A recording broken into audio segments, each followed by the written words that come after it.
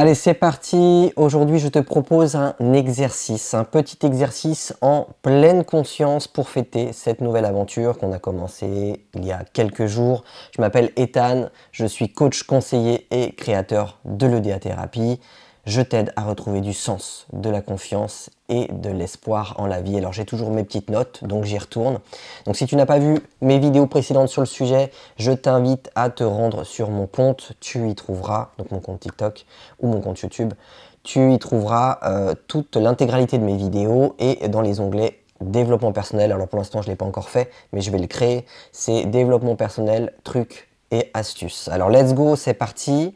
Donc pour travailler dans les meilleures conditions, je vais te demander de trouver un endroit calme où tu pourras t'asseoir confortablement sans être dérangé pendant au moins, allez, grosso modo une vingtaine de minutes, compte 30 minutes si tu veux être plus large. Cet exercice se fera les yeux fermés tout le long. Donc petite parenthèse, pense à te couper de toute distraction.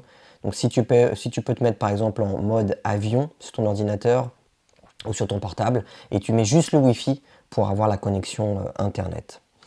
Je t'invite aussi à enregistrer cette vidéo, comme ça tu pourras la refaire plus tard peut-être, parce que tu n'es peut-être pas dispo là tout de suite maintenant. Et ça te permettra de retrouver surtout toutes les étapes que je vais t'énoncer maintenant. Donc les étapes, ce sont les suivantes. Étape 1, il te suffira de fermer les yeux, de te concentrer sur ta respiration, de laisser vraiment le calme s'installer en toi avec une respiration lente, profonde, pendant au moins 2 minutes.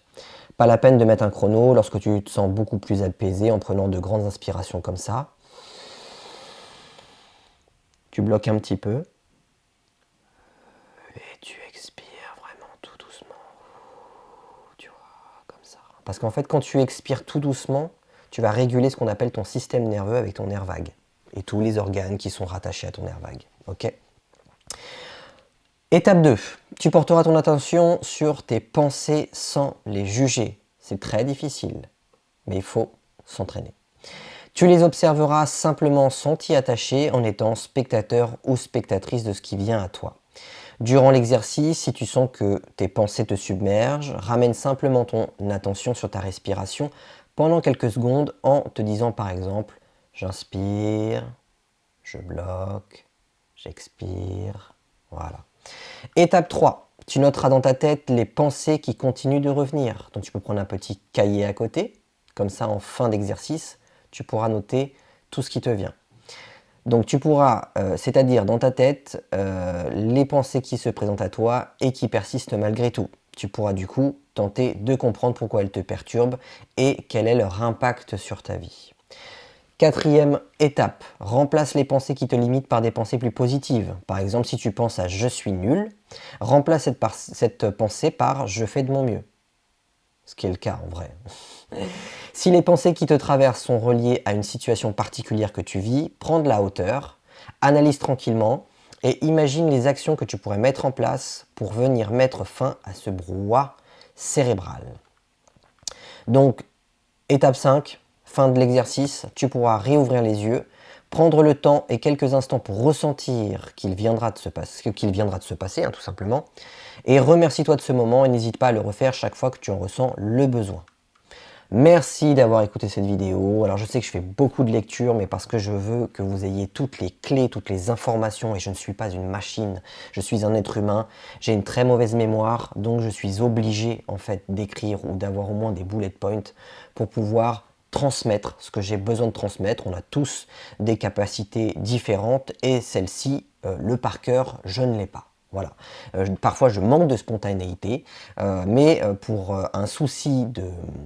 Comment on pourrait dire ça? Un souci de... Comment, c'est quoi le terme? De perfection. Parce que je suis quelqu'un de très perfectionniste. Voilà.